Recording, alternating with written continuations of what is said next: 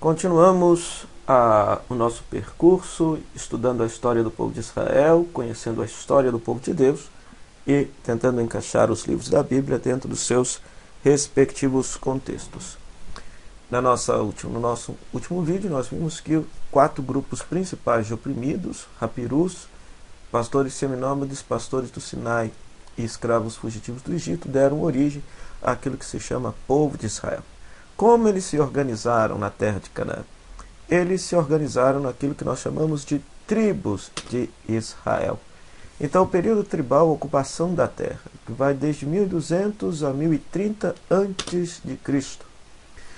Nós temos uma característica importante. O Egito ele perde o seu poder de controle sobre a terra de Canaã.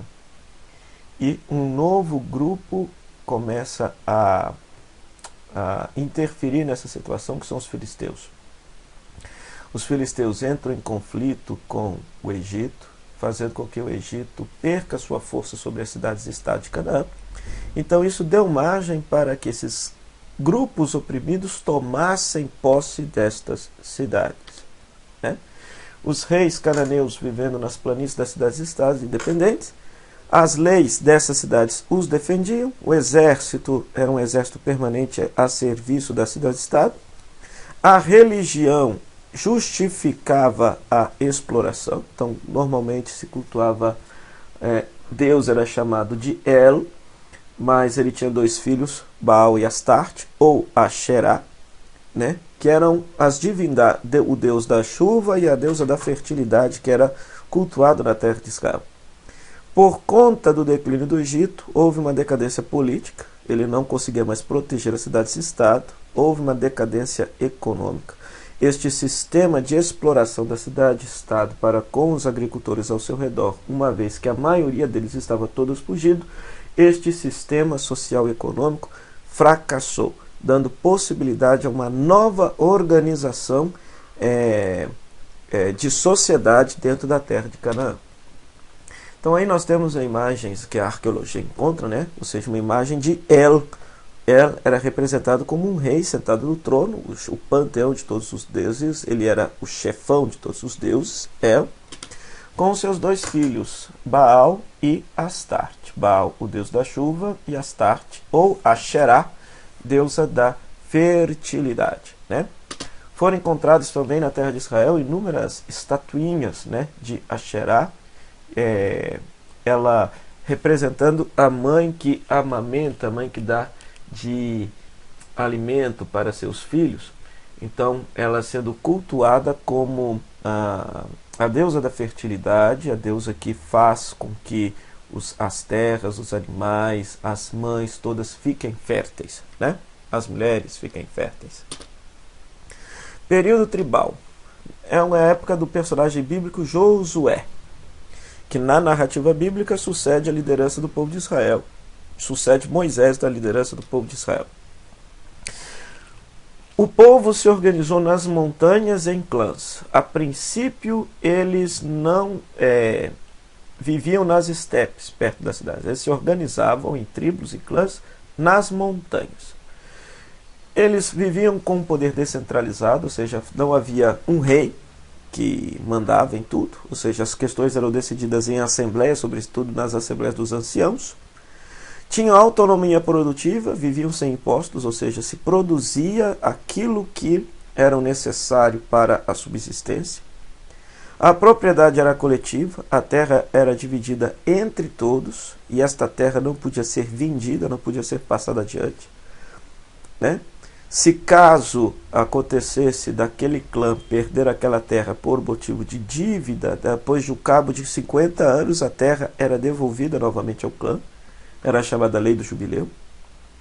As leis comunitárias a serviço do povo e, de certa maneira, um Deus que o culto a Javé nutrindo esta união e esta fidelidade entre as tribos. Então isso é interessante, né? Javé aqui é um Deus entre os outros deuses, ou seja, o povo ainda continuava a cultuar Baal, Astarte, El, Asherá, outros deuses, mas já entra a fé em Javé no povo de Israel, né? Ou seja, nós podemos dizer assim que uma experiência religiosa, libertadora e ética deu a liga para que estas tribos pudessem se unir e se organizar. Então, sobre esta época, nós temos Josué capítulo 1 a 12, capítulo 23 a 24, que é um texto bem interessante, que se trata do pacto da Liga Tribal, Deuteronômio 31 a 36, Eclesiástico capítulo 46. Aí nós temos um mapinha que mostra a ocupação da terra, né? E nós temos duas versões da ocupação da terra de Canaã. A versão do livro de Josué e a versão do livro de Juízes. E uma leitura atenta, os dois livros se contradizem. O livro de Josué afirma que a terra de Canaã foi conquistada em 3-4 campanhas militares, ao passo que o livro de Juízes fala que inúmeras cidades-estado não foram conquistadas. Ou seja, que as tribos de Israel conviviam junto às cidades-estado. E muitas vezes deixando-se influenciar por estas cidades-estado. Período tribal, época dos juízes. Época dos personagens bíblicos, Débora, Baraque, Gedeão, Jefté, Sansão. Quem eram os juízes? Os juízes eram justamente essas lideranças esporádicas, que eram suscitados no meio do povo para resolver as pendências do povo ou situações de conflito ou de guerra. E, quando a situação de conflito de guerra acabava, o juiz deixava de ser juiz e voltava para o seu clã. Voltava para a sua vida normal e rotineira. A realidade, o poder descentralizado, o povo organizado em tribos com sua própria terra. Ocasionais batalhas para a defesa da guerra. Então, os juízes são suscitados justamente para defender a terra. Defender a terra. E aos poucos eles vão descendo as planícies, cresce a organização das tribos, Javé começa a ser cultuado como Deus de Israel, né? Isso se nós tomarmos o texto de Josué capítulo 24. Se bem que a arqueologia, hoje os historiadores falam que o culto a Javé como um Deus nacional só se deu na monarquia. Aqui Javé continua sendo um Deus entre os deuses. E a distribuição comunitária da terra. Uma vez que vai se conquistando a cidade, se divide a terra de uma forma proporcional para todas as tribos. Então, escritos da época, nós temos o ciclo de Baal, que é uma série de mitologias que fala do nascimento, crescimento e derrota de Baal. Juízes 5, e o livro do Êxodo, capítulo 20, ou seja, as leis, o decálogo escrito aí desta época. E alguns salmos que também têm a possibilidade de terem sido escritos desta época do sistema tribal. Salmo 19, verso 2 e 7, Salmo 29, 68, 82 e Salmo 136. Sobre a época, nós temos aí Êxodo capítulo 19 a 24, 32 a 34, Números 31 a 36, Josué 13 a 19, Juízes 1 a 18 e Eclesiástico capítulo 46. Alguns textos bíblicos para que você possa aprofundar a origem do povo de Israel e o sistema tribal, né? Êxodo 16 conta a história do maná que Deus providencia no deserto. E o grande ensino desse texto é que não se pode acumular. Se colhe o maná até sexta-feira, na sexta-feira se colhe o dobro do maná para que não se recolha no Shabá, e aí se recolhe somente depois do Shabá. Mas se no decorrer da semana se colhe mais do que necessário, aquilo que é o supérfluo apodrece. Então era um regime das tribos, ou seja, que não se podia acumular. Aquilo que sobrava era partilhado com as outras tribos nas assembleias. Êxodo 18:13 mostra Moisés nomeando os anciãos para julgar as questões do povo. Ele descentraliza o poder. Então, nas tribos funcionava assim, através do conselho dos anciãos, decidiam as questões do povo. Só as questões mais sérias era levada para as instâncias superiores. O próprio decálogo, né, Êxodo 21, 17, 20, capítulo 20, versículo 22 a 24, capítulo 20 a 24, ou seja, o conjunto das chamadas leis código da aliança, ou seja, são todas leis tribais. Ou seja, ali nós percebemos como é que a sociedade tribal se organizava, como que vivia. Leis que tinham sobretudo a vida como a sua defesa e o valor maior. Deuteronômio 1, 9, 18, falando da instituição dos juízes. Então é interessante, né? Juízes que eram sempre levantados para julgar as questões do povo e para resolver estas situações ocasionais de batalha. Josué capítulo 24 é um texto paradigmático, pois mostra todas as tribos aceitando Javé como seu Deus e fazendo um pacto de viver a aliança entre as tribos e com Javé. Mas nós temos textos que mostram que nem tudo era perfeito no sistema tribal. Por exemplo, se no regime das 12 tribos não se podia ter rei, nós vemos em Juízes 9 Abimeleque tentando formar um reinado, tentando ser rei das tribos. Nós temos, por exemplo, Juízes capítulo 13 a 16, a história de Sansão, ele desprezando o conselho dos anciãos e arrumando uma confusão com os filisteus. É interessante que o livro de Juízes conta a história de Israel da perspectiva da monarquia. O autor é a favor da monarquia. E ele fala no texto que todas as infidelidades do povo aconteciam no tempo onde que cada um fazia o que queria da sua cabeça, no tempo dos juízes, né? E a figura do pior juiz que aparece é justamente Sansão. Por quê? Por causa da sua infidelidade, por causa da sua arbitrariedade, ele tem que pagar o preço do seu erro com a própria vida. Né? Juízes 19 até capítulo 21 mostra o conflito entre as tribos. Então, violência, guerra, conflito entre as tribos de Israel. Então, é um texto forte.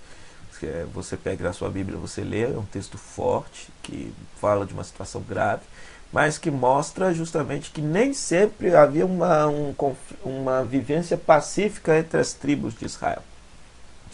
Juízes capítulo 11 mostra o voto de Jefté. Jefté é um juiz que foi suscitado para resolver uma questão, libertar o povo numa ocasião de guerra. E ele cultua a Javé como se fosse um deus qualquer, como se fosse um deus pagão, de tal maneira que ele promete a Javé o sacrifício da primeira criatura viva que ele visse depois que ele voltasse vencedor da batalha. E quem é que passa pela frente dele? Sua própria filha. Para você ter ideia. Então, ou seja, é a questão de pensar que Javé exigia sacrifícios humanos. Né? 1 Samuel capítulo 4 ao capítulo 7, nós temos os filisteus dando trabalho para as tribos de Israel, roubando a arca da aliança.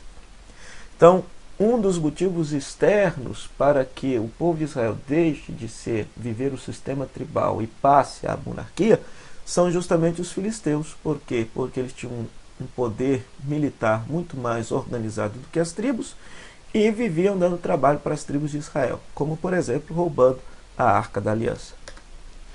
E 1 Samuel capítulo 2 e capítulo 8 mostra que aqueles que eram responsáveis por manter organizada as tribos, o sistema tribal, acabaram se corrompendo.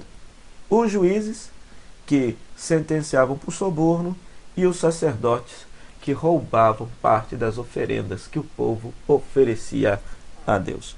Ou seja, então essa história de corrupção não é velha. Essa história de corrupção pelo contrário, essa história de corrupção não é nova, é velha. Desde os tempos da Bíblia, nós percebemos que aqueles que são responsáveis por organizar a sociedade já caíam no pecado da corrupção. Como Deus se revela na origem de Israel? É notório que existe o Deus de Israel e os deuses cananeus e deuses do Egito. Ou seja, são duas mentalidades religiosas totalmente diferentes. O Deus de Israel está ao lado do grupo de oprimidos e pobres, que são os escravos, os apirus, os pastores seminômades. Ao passo que nós temos os deuses cananeus e os deuses egípcios que legitimam a exploração da vida humana. E cada grupo faz uma experiência religiosa distinta, que depois todas elas vão ser inseridas na experiência do culto a Javé. Para os pastores seminômades, Deus caminha com o seu povo, é um Deus peregrino, Deus promete terra e descendência. Para os pastores do Sinai, Deus é um Deus ciumento, não aceita culto a outros deuses, ele é chamado de Javé, e Deus faz uma aliança, um pacto, um compromisso com o seu povo, que é estabelecido pelas leis. Se o povo cumpre a lei, Deus é o Deus do povo. Os escravos fugitivos, Deus defende a liberdade humana, ou seja, ao fugirem do Egito, aquele grupo de escravos está dizendo: nós não acreditamos nos deuses do Egito que querem nossa escravidão. Nós fazemos uma experiência religiosa distinta. Da mesma forma, os apirus, esses agricultores, ao fugirem das cidades-estado, eles estão dizendo: nós não acreditamos na religião dos cananeus. Ou seja, é esse papo de que a gente tem que pagar tributo, tem que pagar imposto, que a gente tem que ser escravo da cidade, para que Baal mande chuva, nós não acreditamos mais nisso. Então eles se revoltam contra isso. Então eles fazem uma experiência religiosa de que Deus defende a dignidade humana. E a sociedade tribal nos mostra que Deus alimenta uma sociedade fraterna, solidária e ética. Ou seja, é o ideal de uma sociedade fraterna, onde que não haja tributação, onde que se trabalhe o suficiente para viver, onde que se partilhe aquilo que sobra com aqueles que não têm. Né? Ou seja, a sociedade tribal simbolizada pelas 12 tribos, portanto, seria este ideal, essa sociedade utópica que é o desejo de Deus para todas as sociedades humanas. Né? Então, alguns símbolos aí desse período tribal estão aí justamente os mandamentos, que eram os mandamentos das tribos, e que hoje os estudiosos já sabem de onde que vem essas influências, né? De Código de Hammurabi, outros códigos antigos das civilizações babilônicas, assírias que existiam, e que o povo de Israel se inspira nesses códigos, mas com uma radical diferença, uma humanização das leis fantástica. Depois, a Arca da Aliança, ou seja, que era esta caixinha onde se guardava essas tábuas da lei, um pouquinho do maná, e que esta caixinha passeava à frente, passeava pelas tribos, ora estava nos santuários, nos diversos santuários que existiam entre as tribos de Israel. Então é um Deus peregrino, é um Deus que passeia no meio do povo. Né? E o chamado tabernáculo, ou a tenda do encontro, que segundo a narrativa era onde se ficava guardada a Arca da Aliança, que tem o símbolo de ser o lugar onde que Deus repousa, o lugar, a casa de Deus. Né? Então tratava-se de quê? De um templo móvel, um templo provisório. Então o Deus da Bíblia se revela não nos grandes palácios, não nos grandes templos, mas nos templos provisórios, pobres, frágeis, simples. Né? É um Deus peregrino que passeia, caminha com seu povo. Caminha com seu povo. Um detalhezinho do ornamento do tabernáculo, né? Ou seja, ele é todo ornado com detalhes que lembram plantas, flores, animais, para justamente lembrar aquela ideia de que a tenda do encontro é como se fosse o lugar do novo Éden, onde que o ser humano pode viver a sua harmonia e a sua comunhão com Deus. Aí nós temos um mapinha das tribos de Israel e nós vamos notar o seguinte, que algumas tribos têm um maior território e outras têm menos território, e a resposta é simples. O porquê disto? É porque se faz um censo para saber quantas pessoas tem na tribo e se divide o maior espaço de terra para as tribos que possuem mais gente. Então é bem diferente daqui do Brasil, onde que um grupo de 12 pessoas detém milhões e milhões de hectares. Não, ali não. Ou seja, uma tribo menor com menos pessoas vai ter menos terra. Uma tribo maior com mais pessoas vai ter mais terra para poder cuidar. Eu chamo a atenção para vocês em relação à presença dos filisteus aqui junto às tribos de Israel, pois, como eu disse, eles serão os grandes motivadores externos para a mudança de regimes, do regime social na terra, nas 12 tribos. Ou seja, o conflito que os filisteus sempre vão provocar com as tribos vai fazer com que elas deixem de viver o sistema tribal e passem a viver num sistema monárquico. Mas esse é o tema do nosso próximo vídeo. Até lá, se Deus quiser.